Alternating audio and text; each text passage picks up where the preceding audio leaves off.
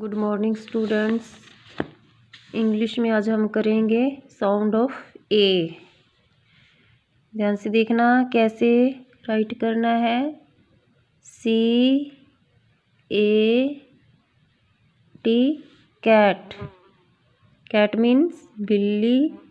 B A T bat. Bat means बल्ला। R A T rat. Rat means चूहा। M A N man. Man means आदमी। F A N fan. Fan means पंखा।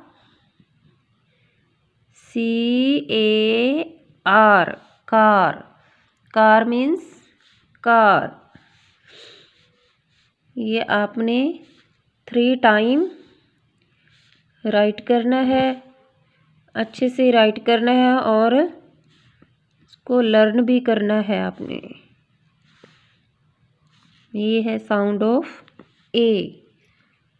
आज के लिए इतना ही। Thanks and have